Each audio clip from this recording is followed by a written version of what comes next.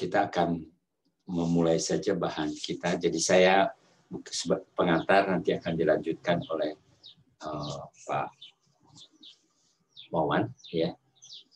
Jadi bahan kita seperti yang sudah saya sampaikan di hari Senin, hari Selasa yang hari kemarin, ya.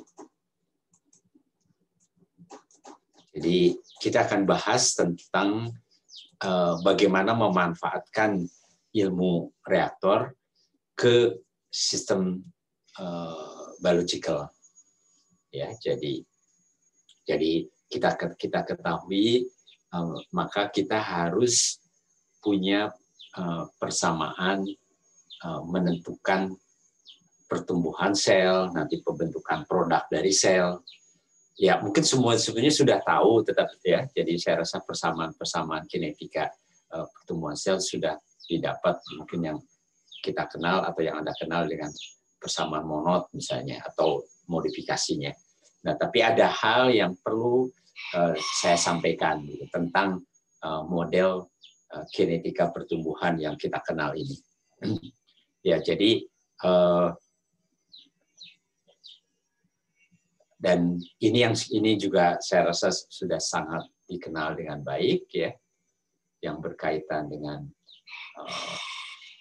bahwa di dalam pertumbuhan sel ataupun yang nanti pembentukan produk itu kan ada sel, terus kemudian sel itu perlu media pertumbuhan. Jadi media itu ada makronutrien, ada mikronutrien, ya, dan itu harus tumbuh pada kondisi yang mendukung, ya, baik nanti mengarah kepada penambahan ataupun perubahan ukuran sel, ya. Jadi kita paham sekali dengan hal ini, dan sudah sejak mikrobiologi itu sudah diajarkan dasar-dasar bioproses, semua sudah Anda dapatkan, ya.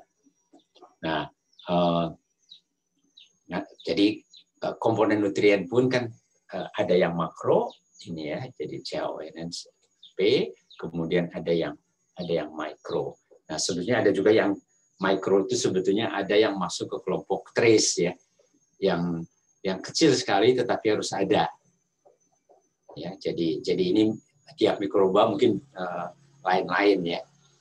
Ada yang mungkin molybdom, ada yang nikel, kobalt, ya. Jadi betul-betul sedikit sekali tetapi harus ada, gitu. Nah, sebagai tergantung dari mikrobanya, maka kalau yang kita bicara yang heterotrof, maka senyawa organik ini akan menjadi sumber energi dan sumber karbonnya. Jadi kita tahu bahwa sumber karbon adalah yang dimaksud adalah karbon untuk membentuk si badan selnya, ya. Jadi karena sel itu sendiri kan senyawa organik yang komponennya atau unsurnya terdiri dari CHO. Jadi ini kan ini adalah CHONSP, ya, seperti biasa.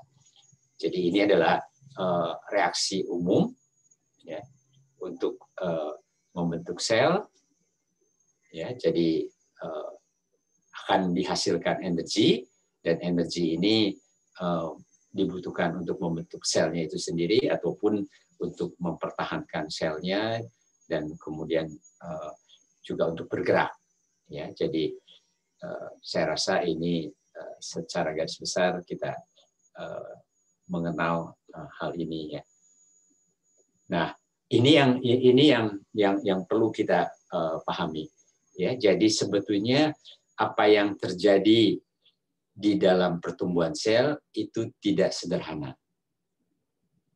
ya. Jadi tidak sederhana seperti kita membicarakan reaksi kimia ataupun reaksi enzimatik, ya. Jadi reaksi kimia kita kenal A, terus kemudian ditambah B, atau ditambah B menjadi C, dan seterusnya. Jadi atau dari substrat kemudian menjadi produk yang dibantu dengan adanya enzim, ya.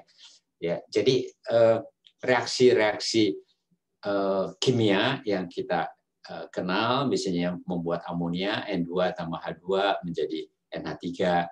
Ya, jadi itu adalah reaksi-reaksi yang sangat kita kenal dengan baik. Ya. Tetapi di dalam pertumbuhan sel, reaksi yang terjadi itu kompleks sekali. Ya, jadi dan terjadi interaksi antara apa yang terjadi di populasi sel dengan apa yang terjadi di lingkungannya. Ya, terjadi interaksi itu. Ya, dan mungkin saya perhatikan saja di dalam sistem biologinya. Ya, jadi sistem biologinya sendiri, sel itu multikomponen. Jadi komponennya itu banyak sekali ya sel itu. Jadi kita paham ada protein, paling tidak ya ada protein, ada lipid ya. Ya, jadi komponennya itu tidak tunggal. Dan kemudian heterogen. Ya, jadi heterogen itu kan kita tahu, jadi sel, kalau kita menumbuhkan sel itu kan tidak serta-merta sel itu semuanya itu sama begitu ya. Jadi sama dalam arti katakanlah umurnya saja ya sama ya. Misalnya kalau kita anggap multikomponen, terus kemudian kita lihat, maka sel yang satu dengan yang sel yang lain itu heterogen gitu. Apalagi ada sel muda, ya ada yang sel setengah muda, setengah tua, gitu ya, ada sel yang tua. Ya, itu jelas secara komponen dari sel ke sel itu heterogen. Ya, jadi itu yang perlu kita pahami betul. Ya, dan kemudian dia bisa beradaptasi. Ya, jadi kan kita bisa paham bahwa mikroba itu bisa mengalami perubahan-perubahan. Ya, atau mengalami adaptasi ya, atau bahkan bisa mutasi nantinya ya. Nah, reaksi yang terjadi itu adalah reaksi yang banyak sekali, walaupun kita kenal hanya semuanya itu enzim, jadi reaksi enzim, ya, enzymatic reaction, tapi banyak sekali reaksinya itu. Ya, bukan cuma puluh, ya, ratus, dan bahkan mungkin lebih dari itu gitu. Ya, dan yang lain-lainnya termasuk genetic drift ya, jadi ini kan bisa bergeser genetikanya, terus ada pengendalian di dalamnya dan sebagainya. Jadi dan itu kemudian dipengaruhi oleh, atau kita paham dengan lingkungannya sendiri kan multikomponen juga. Ya, jadi senyawa-senyawa yang ada di dalam medium sendiri kan itu kan banyak komponen, ada karbohidratnya, ada kalau misalnya sendiri adalah organik dari karbohidrat, jadi ada glukosanya, ada nanti garam-garamnya dan sebagainya. Ya, jadi lingkungan mediumnya sendiri adalah multikomponen.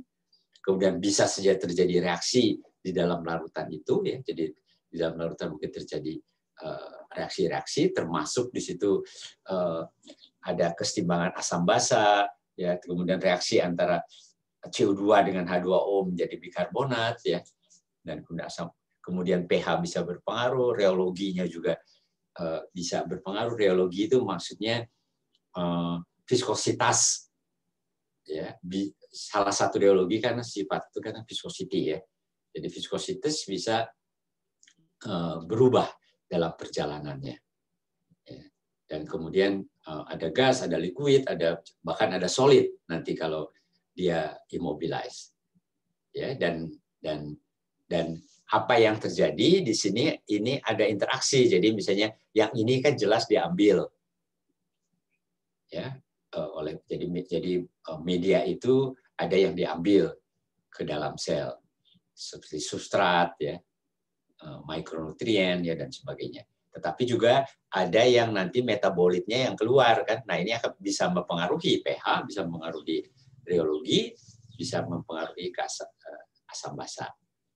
Ya, terus kemudian juga nanti panas yang terlibat. Jadi kondisi apa yang terjadi di dalam bioreaktor tidak sesederhana seperti reaktor reaksi kimia.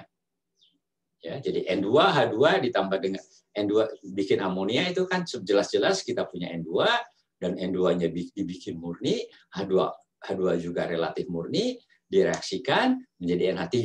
Jadi sangat-sangat jelas, sangat-sangat define. Ya, jadi itu yang perlu kita pahami. Demikian juga dengan enzimatik beberapa sangat demikian. Jadi glukosa kalau kita mau buat menjadi fruktosa itu kan larutan glukosa, hanya larutan glukosa tambah enzim fruktos atau isomerase itu menjadi fruktos. Ya, jadi betul-betul sangat define. Nah, tapi kalau di dalam pertumbuhan sel banyak hal yang kompleks sebetulnya sistemnya. Nah, ini yang menjadi tantangan kita. Kalau sedemikian kompleks, apakah kita bisa menurunkan persamaan model laju reaksinya? Ya, jadi apakah kita bisa menurunkan persamaan matematik laju reaksi itu? Jadi laju pertumbuhan sel. Ya. Ini yang perlu kita pahami bahwa nanti akan ada asumsi. Ya, dengan asumsi yang harus kita ambil sehingga bisa dibangun persamaan laju reaksi sel tersebut, laju pertumbuhan sel tersebut. Nah, saya rasa itu yang paling penting yang digambarkan oleh gambar ini ya. Jadi di gambar ini menjelaskan tadi, jadi menjelaskan kerumitan apa yang terjadi di dalam bioreaktor. Nah, jadi paling tidak itu dikenal dengan namanya segregated ya, dan kemudian structure. Ya, jadi paling ini juga sebenarnya agak, jadi ada yang dikenal dengan structure dan segregated. Nah, jadi yang dimaksud adalah jadi kondisi yang kenyataan dia ada di sini. Ya, jadi yang kenyataan itu ada di sini. Jadi pengertian segregated itu adalah pengertian segregated bahwa seperti yang tadi disampaikan ya, bahwa sel itu kan sel yang satu dengan sel yang lain itu kan komposisinya tidak sama. Ya, tidak sama gitu. Ya, jadi heterogen. Ya, walaupun sama-sama mengandung lipid, mengandung protein ya. Tetapi kan tidak sama antara sel tua dan sel muda. Ya, jadi itu yang segregated. Ya. Jadi kemudian yang itu dimaksudkan structure sebetulnya juga multikomponen ya. Jadi saya katakan tadi multikomponen itu ada protein, ada lipid di dalamnya. Ya, jadi apa yang terjadi di dalam pemodelan itu di dalam kondisi nyata itu adalah kondisinya adalah segregated dan structure. Jadi terdiri dari multikomponen dan kemudian heterogen. Ya. Bisa dipahami ya. Jadi sel itu ya, jadi ini yang kita perlu lihat. Jadi kita anggap bahwa nanti apa yang terjadi di dalam sel itu terdiri dari multikomponen. Ya, jadi ada kata yang gampang saja, ada protein, ada lipid gitu ya, pasti di dalam tubuh, di dalam sel itu. Nah, kemudian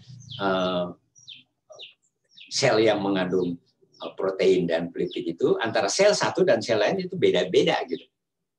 Ya, sel muda, sel tua. Nah, ini kalau bertumbuh juga akan beda. Ya, apakah kita mau melihat pertumbuhan dari masing-masing sel? Ya, jadi seperti manusia aja, yang makhluk seperti manusia ya, seperti kita ini. Jelas laju pertumbuhan sel di dalam tubuh saya yang sudah usia lanjut jelas akan beda sekali dengan Anda yang relatif muda, apalagi bayi begitu. Jadi apakah bisa menggambarkan pertumbuhan selnya? Ya. Jadi terlalu kompleks, orang mengatakan ini ada actualnya. Ya, jadi actualnya. Nah, model yang membingungkan itu, kalau orang saintis bilang, udah nggak mungkin lah menggambarkan itu, kan masing-masing aja beda. Jadi laju pertumbuhan sel di tubuh saya jelas-jelas beda dengan laju pertumbuhan sel di tubuh mahasiswa atau apalagi bayi gitu. Nah, itu actual case-nya. Jadi kan nggak mungkin atau terlalu kompleks kalau mau menggambarkan yang actual case ini, ya terlalu kompleks. Maka itu dilakukan pendekatan yang unstructured dan unsegregated. Ya, ada yang menyebut non-segregated, jadi ada yang unstructured, non-segregated. Jadi di beberapa buku istilahnya bisa agak berbeda. Nah, ini adalah diidealkan gitu. Jadi dianggapnya itulah komponen sel itu senyawanya ya, jadi itu yang menjadi sederhana aja, C5, H7 dan sebagainya itu. Ya, pernah tahu ya, C5 H berapa itu ya, dan N.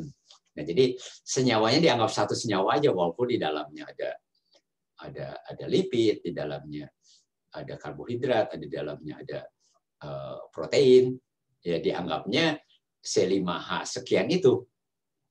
Ya. Dan kemudian karena populasi sel di dalam kita tahu kan, sel itu kan per mili itu bisa di dalam bioreaktor bisa 10⁻⁹. Ya, 10⁻⁹, 10⁻8 sel per mililiter gitu. Jadi 10⁻⁹ itu berapa ya? Miliar ya. Jadi diasumsikannya secara populasi. Jadi melihatnya hanya populasi aja, jadi tidak melihat individual. Ya, jadi tidak melihat sebagai individual. Jadi sel dianggap komponennya tunggal. Ya, jadi dengan persamaannya digunakan C5 dan sebagainya, dan kemudian dianggap semua sel menjadi average saja. Ya, jadi maka itu pendekatan average cell approximation. Ya, jadi dirata-ratakan saja, ya, mau tua, mau muda, mau apa, tumbuhnya itu diambil average saja. Kemudian balance growth. Jadi dalam keadaan balance growth, maka semua komponen diasumsikannya sama. Nah, dengan pemikiran ini yang kita pakai di dalam membangun model kinetik. Ya, dengan pemahaman ini kita membangun model kinetiknya. Ya. Nah, jadi hati-hati. Jadi berarti model kinetik ini adalah dengan pendekatan kadang-kadang disebut juga pendekatan black box, ya, pendekatan average cell approximation dan sama balance growth approximation. Nah, ini sebetulnya hanya cocok untuk kondisi-kondisi tertentu. Ya, misalnya keadaan steady state, ya. Keadaan di mana kondisi nanti di dalam reaktor yang sudah keadaan steady state, yang kan sudah belajar, maka itu sangat cocok. Ya, tetapi kalau sistemnya dinamik, ya, kita ubah-ubah kondisi lingkungannya, kemudian fat batch itu kalau ada umpan nanti dimasukkan, sebetulnya dynamic gitu. Nah, itu bisa pendekatan model kinetik itu yang kita bangun tidak cocok sebetulnya atau ada penyimpangan. Ya, mungkin ada pertanyaan sebelum berlanjut ke yang jadi yang ada pertanyaan. Nah, itu yang pendekatan tadi yang digunakan untuk menyusun kinetika pertumbuhan sel atau nanti ujung-ujungnya ke laju pertumbuhan selnya. Ya, jadi itu yang nanti akan bagaimana substrat kemudian dimanfaatkan oleh sel menjadi nanti sel lain dan menjadi produk. Ya, jadi pendekatan itu yang dipakai sehingga laju pertumbuhannya atau laju pembentukan produk bisa kita turunkan. Jadi pendekatan yang unstructured dan unsegregated atau unstructured dan non-segregated. Ya, pendekatan pemodelan seringkali juga disebut dengan pendekatan black box. Ya. Jadi diasumsikannya komponen sel itu cuma single dan antara sel dengan sel yang lain itu homogen, tidak ada bedanya. Ya. Yang kemudian nanti sebagai substrat itu kita sudah tahu dinyatakan dengan S, sebagai sel itu X dan kemudian P adalah produk. Ya, jadi itu adalah yang kita akan pakai di dalam mengekspresikan. Jadi kalau dS per dt berarti adalah pengurangan dari substratnya, dx per dt adalah produk, perubahan sel, X itu kalau dP per dt adalah perubahan produk. Ya. Nah, jadi hal yang perlu menjadi penting lagi adalah nanti sel itu menghasilkan sel lagi gitu. Ya, jadi padahal sel itu juga sebagai katalis. Ya. Sebagai biokatalis sel itu. Nah, ini yang berbeda ini. Ya, di reaksi kimia atau di reaksi enzimatik itu kan tidak mungkin katalis itu bertambah. Nah, ini yang nanti akan menjadi catatan penting pada saat nanti menyusun ke belakang. Nah, ini adalah saya rasa kita sudah tahu ini adalah yang disebut dengan mengekspresikannya ya spesifik. Jadi kan pengertian growth-nya ini sendiri kan dx per dt kan ya. Jadi pertumbuhan adalah dx per dt. Tetapi yang pengertian spesifik ya, jadi spesifik itu adalah pertumbuhan dibagi dengan konsentrasi biomasa yang ada pada saat itu. Ya, itu jadi specific growth. Ya, bisa juga spesifik. Jadi kalau laju pertumbuhan produk spesifik, maka itu menjadi dP per dt dibagi jadi ini adalah menjadi laju pembentukan produk spesifik. Jadi spesifik itu selalu ada dibagi dengan konsentrasi biomasa pada saat itu. Ya. Nah, ini satu X per dx dt itu adalah laju pertumbuhan sel spesifik. Nah, pengertian neto adalah neto itu kan neto itu adalah yang growth, ini growth tetapi kemudian dikurangi dengan laju kematiannya. Itu akan menjadi net. Ya. Jadi growth biomass itu dikurangi dengan laju kematiannya, jadi kematiannya diasumsikannya juga order 1 terhadap biomass, maka mu net ini akan menjadi mu K dikurangi dengan KD. Ya, jadi ini yang neto, jadi setelah tumbuh itu dikurangi dengan konstanta kematiannya. Ya. Nah, jadi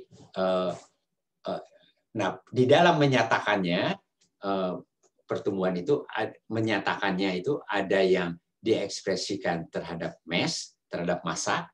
Ya, jadi ini kan dinyatakannya adalah terhadap X, terhadap berat ya, berat dari si selnya, tetapi bisa juga dinyatakan terhadap N. Tapi saya rasa di dalam penggunaannya nanti kita lebih banyak menggunakan yang X ya, berat sebagai berat kering, bukan sebagai jumlah sel. Ya, jadi bukan sebagai cell numbers. Lebih banyak ya, jadi nanti karena kan kesulitan kalau dengan cell number itu kesulitan. Ya, karena kan kalau dengan berat sel, massa sel itu lebih mudah mengekspresikannya. Tinggal menggunakan gravimetri kita akan dapatkan berapa massa selnya. Ya, tapi kalau dengan number cell itu kan berarti harus dihitung. Ya, walaupun memang ada teknik yang lebih cepat dengan cell counter dan sebagainya itu bisa, tetapi itu yang. Nah, saya rasa mungkin Pak Wawan melanjutkan lebih jauh, jadi nanti kinetika itu bisa dinyatakan dengan biomass. Dan saya mungkin ini nanti singkat saja. Kalau ada pertanyaan mungkin dari mahasiswa sebelum Pak Wawan melanjutkan. Silakan kalau dia mau ditanyakan dari mahasiswa.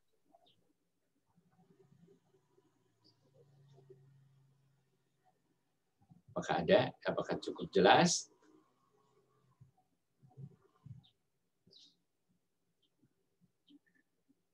Ya, kalau tidak ada silakan Pak Wawan. Baik Pak, terima kasih. Ini slide-nya sudah bisa dilihat ya? Oke, udah jelas. Baik. Ya, melanjutkan yang tadi disampaikan oleh Pak Chandra. Jadi di pertumbuhan sel, kuantifikasi lajunya ini beda dengan bentuk mengkuantifikasi laju di reaksi kimia biasa. Jadi kalau di reaksi kimia biasa, Anda cukup menyatakan laju reaksi, itu sebagai fungsi konsentrasi saja gitu ya. Nah di sini karena kalau Anda bayangkan Anda punya, ini rasanya sudah pernah disampaikan, tapi mungkin diulang sedikit ya, kenapa kita perlu menyatakan laju pertumbuhan sel yang nantinya ini merupakan parameter kinetika pertumbuhan, itu tidak sekedar sebagai dx per dt. Kalau reaksi kimia biasa kan V sama dengan dc per dt gitu ya. Perubahan ini kalau pada volume yang konstan. dc per dt Anda tinggal mengukur perubahan konsentrasi terhadap perubahan waktu. Nah, sekarang katakanlah Anda punya 2 reaktor. Yang satu volumenya 1 liter, yang satu volumenya 10 liter. Ya. Kemudian di sini Anda masukkan inokulum awal, ya, sama-sama 0,1 gram per liter.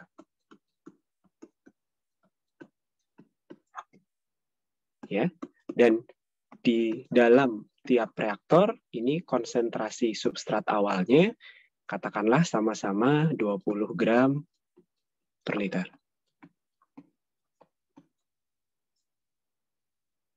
Ya. Jadi konsentrasi sel awalnya sama, konsentrasi inokulum awalnya sama, konsentrasi substratnya sama, tapi volume reaktornya berbeda. Nah, sekarang ini reaktornya berarti mode operasinya adalah batch ya. Sekarang katakanlah Anda tumbuhkan dalam waktu 3 jam. Apakah dx per dt untuk 2 reaktor ini akan sama? Menurut Anda?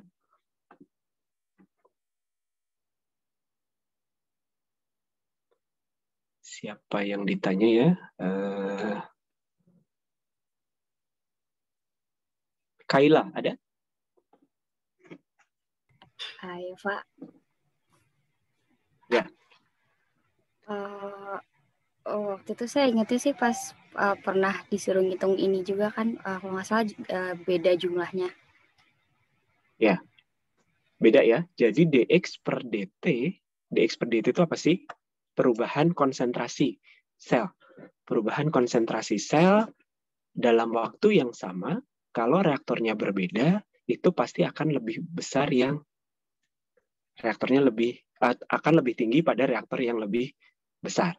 Sehingga walaupun sel itu kondisi awalnya sama, dikasih substrat dengan konsentrasi awal yang sama, tapi kalau volume kerja reaktornya atau jumlah mediumnya itu beda, maka perubahan konsentrasi sel per waktunya akan beda. Nah, ini kan akan menjadi beda dengan kalau Anda mereaksikan suatu substrat gitu ya, dengan katalis yang anorganik biasa. Mau direaksikan pada 1 liter, ataupun direaksikan pada 10 liter, Anda akan dapatkan DC per DT-nya sama. Nah, ini karena dx per dt-nya itu berbeda, maka nanti dp per dt ataupun ds per dt-nya juga akan beda. Kalau Anda pakai katalisnya sel, karena selnya nambah. Nambahnya pun tidak linear dengan ataupun nambahnya ya tidak linear dengan perubahan volume reaktor. Beda dengan kalau Anda menggunakan katalis yang jumlahnya tidak bertambah selama durasi reaksi. DC per dt-nya akan tetap, ds per dt-nya tetap, dp per dt-nya sama gitu ya. Maksudnya tetap itu sama untuk volume reaktor yang kecil dan yang besar. Nah, sehingga untuk menormalkan terhadap ukuran atau volume dari si reaktor, maka laju pertumbuhan sel atau nanti juga laju pembentukan produk itu dinormalkan dengan berapa konsentrasi sel yang bisa Anda dapatkan pada T tertentu. Ya, jadi misalnya tadi ya, di fermentasi pada waktu 3 jam, ya berarti nanti laju pertumbuhan sel ataupun laju pembentukan produk itu dinormalkan dengan konsentrasi selnya. Sehingga disebutnya adalah laju spesifik. Dan satuannya tidak lagi konsentrasi per waktu ya, tapi menjadi satuan per waktu. Nah, ini yang bedanya dengan reaksi kimia biasa.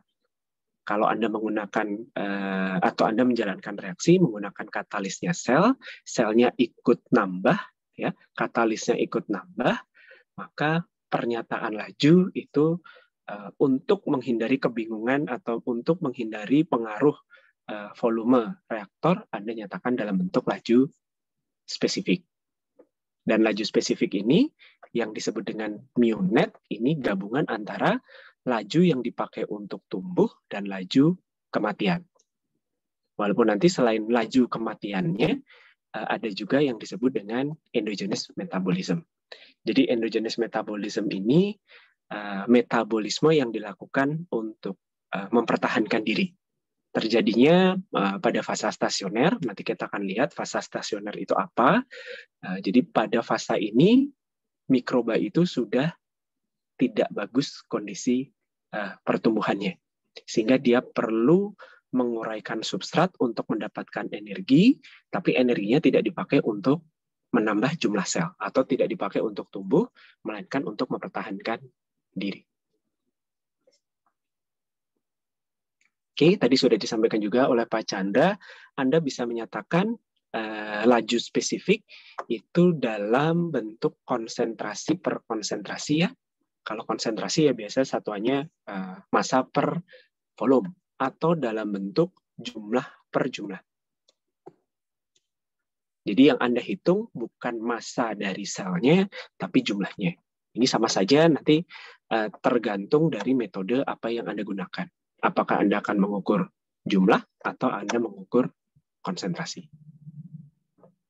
Nah, metode-metode penentuan konsentrasi ataupun jumlah itu berarti menjadi penting ya, karena untuk mendapatkan nilai mu itu kan Anda perlu untuk menentukan konsentrasi. Nanti menentukan perubahan konsentrasi per waktu, atau mendapatkan jumlah, menentukan perubahan jumlah per waktu. Ya, untuk mendapatkan mu tadi. Nah, metodenya apa saja? Ini sebetulnya mungkin seharusnya mata kuliah semester lalu ya, dasar-dasar bioproses, itu kan ada lab-nya. Nah, cuman karena kondisi pandemi kita tidak sempat melakukan kegiatan lab, beberapa metode perhitungan jumlah maupun konsentrasi sel itu dilatih pada kegiatan lab tersebut. Nah, ini contohnya, ini ada alat namanya hemositometer, atau sering juga disebut dengan counting chamber.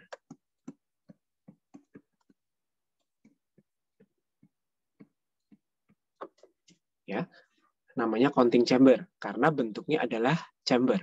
Jadi ada ruangan. Jadi ini alatnya seukuran kaca preparat mikroskop gitu ya. Lalu di dalamnya ada ruangan yang Anda bisa teteskan suspensi dari sel yang mau dihitung jumlahnya. Terus setelah ditetesin suspensi ya, jadi volumenya sudah terukur ya, sudah fix di dalam ruangan ini. Kalau diisi penuh volumenya sekian gitu. Terus ditutup pakai kaca penutup kaca preparat gitu. Nah, lalu dibaca di mikroskop. Jadi untuk menghitung jumlah Anda perlu bantuan mikroskop. Nanti sebetulnya di dalam chambernya ini akan ada garis-garis ya, ada grid-grid yang menunjukkan ya ruangan-ruangan kecil gitu ya, pembagian area gitu di dalam ruangan tadi. Kenapa disebut hemositometer? Karena memang umumnya dipakai untuk mengukur sel darah. Nah, karena menggunakan bantuan mikroskop, maka jenis sel yang bisa Anda baca di sini adalah jenis sel yang memang ukurannya itu bisa terlihat dengan perbesaran mikroskop yang Anda gunakan. Ya, tidak bisa terlalu kecil karena nanti ya tidak akan terlihat.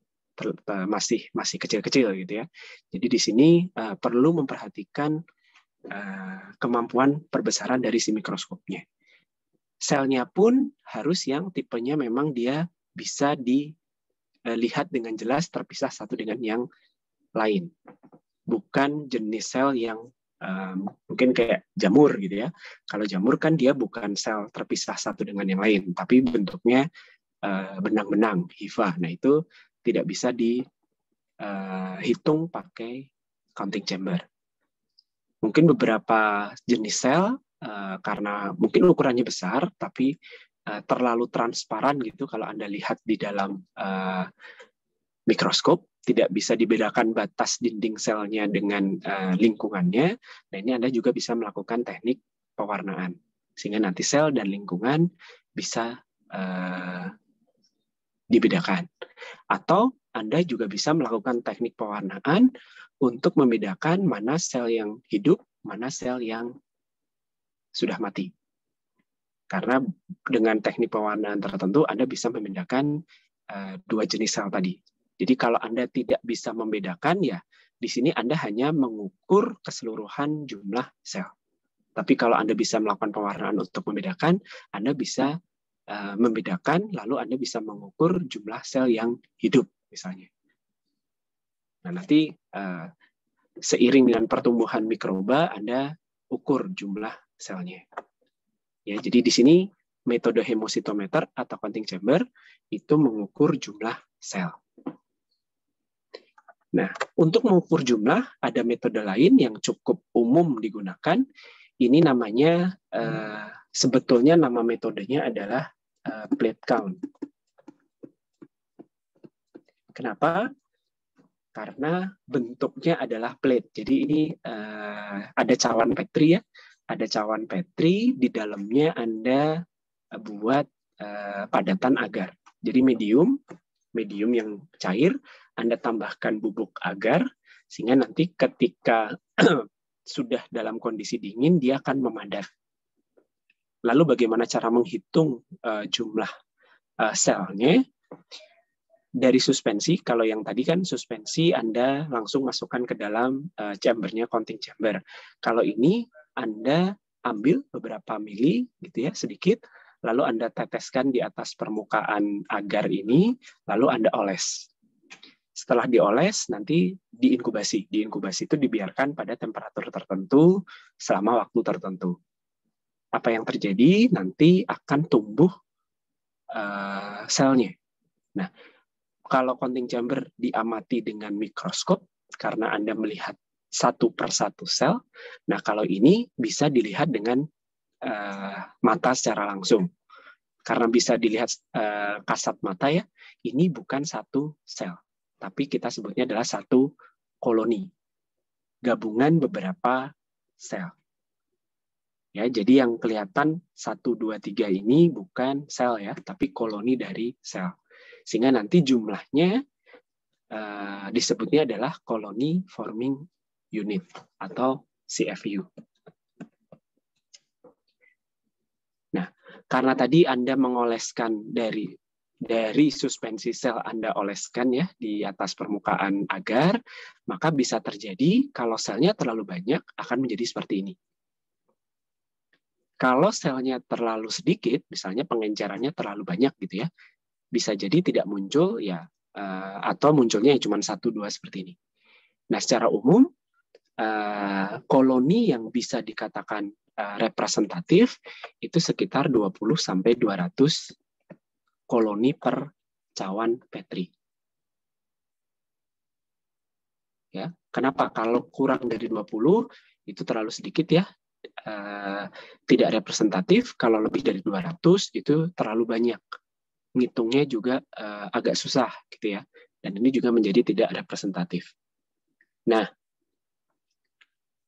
apa yang terjadi kalau Anda dapatkan kurang dari 20 atau lebih dari 200, ya Anda harus melakukan prosedur yang sama dari suspensi yang berbeda, pengencerannya berbeda. Kalau terlalu banyak ya berarti Anda encerkan lalu dioleskan lalu diinkubasi lagi. Sementara kalau terlalu sedikit berarti Anda ambil dari pengenceran yang sebelumnya. Ini umum digunakan, cukup mudah ya, relatif mudah, tapi ya itu cukup merepotkan. Karena ya tadi kalau Anda tidak mendapatkan jumlah koloni yang baik, Anda harus mengulang prosedurnya. Inkubasinya pun ya tergantung mikrobanya. Bisa dalam satuan jam, bisa dalam hari. Atau kadang 1 minggu baru muncul koloninya. Ya. Jadi dengan pengenceran bertahap, lalu dari beberapa pengenceran ini Anda oleskan. Makanya namanya plate count. Sebetulnya plate count ini ada yang namanya spread plate ya. Jadi bikin agarnya dulu, Anda tetesi suspensi, terus dioles-oles, diinkubasi, dapat.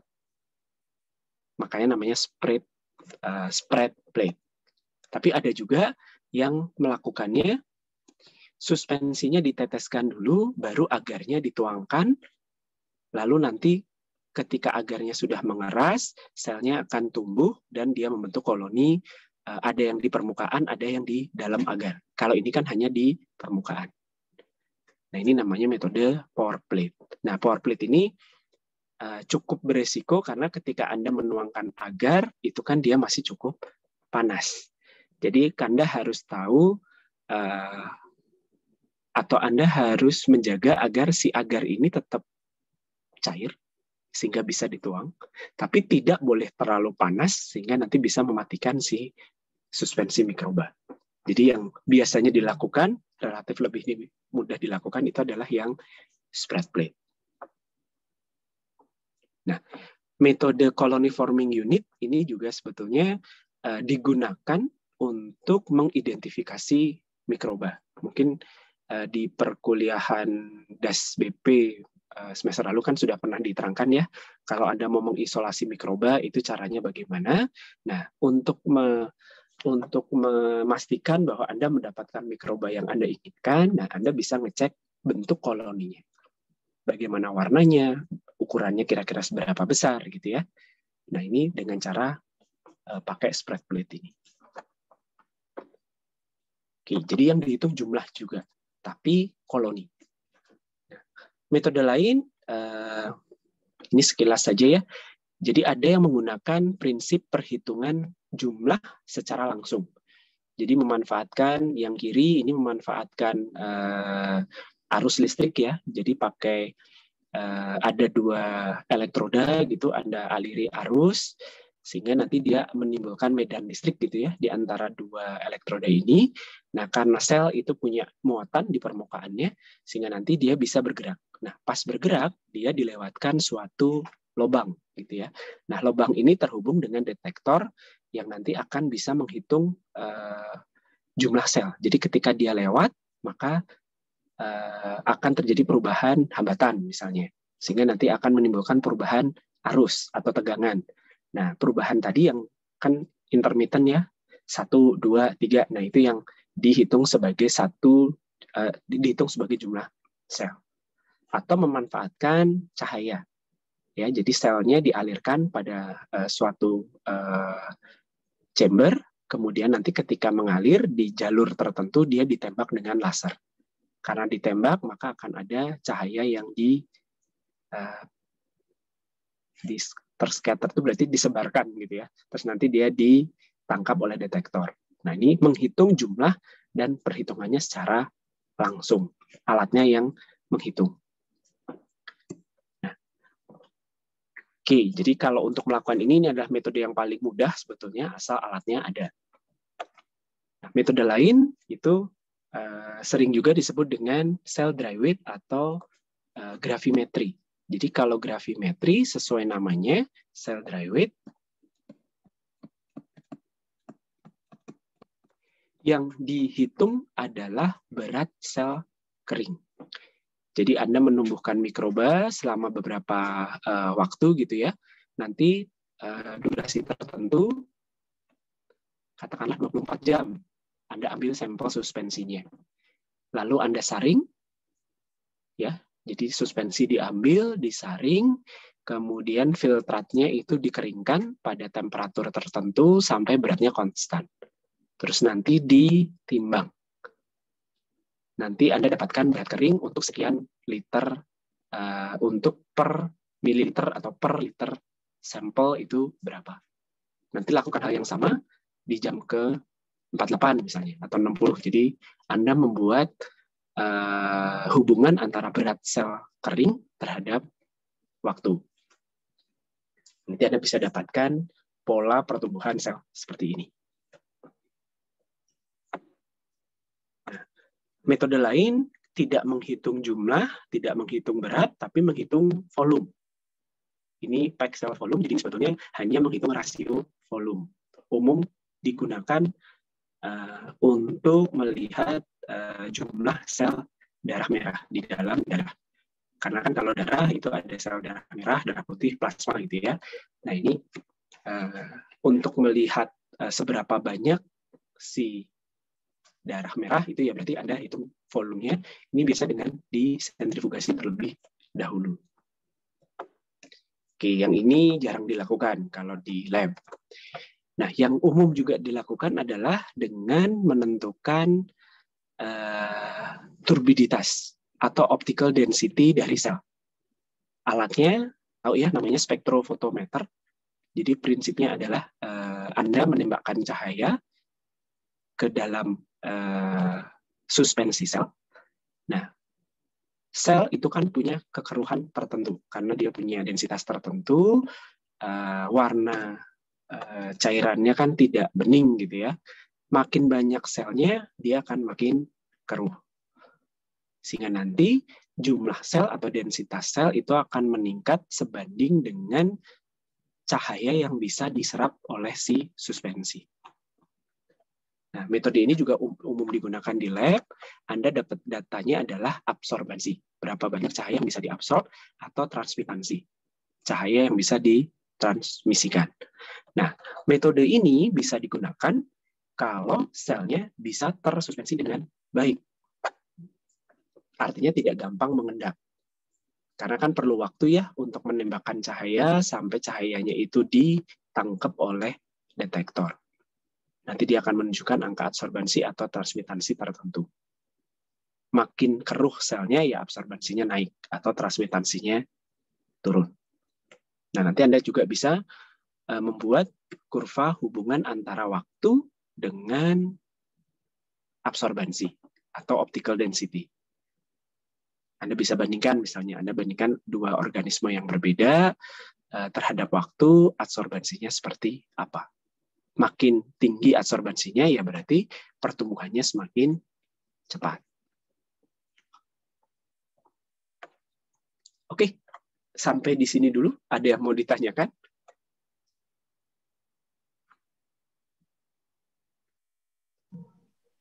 Sudah jelas Pak dari saya.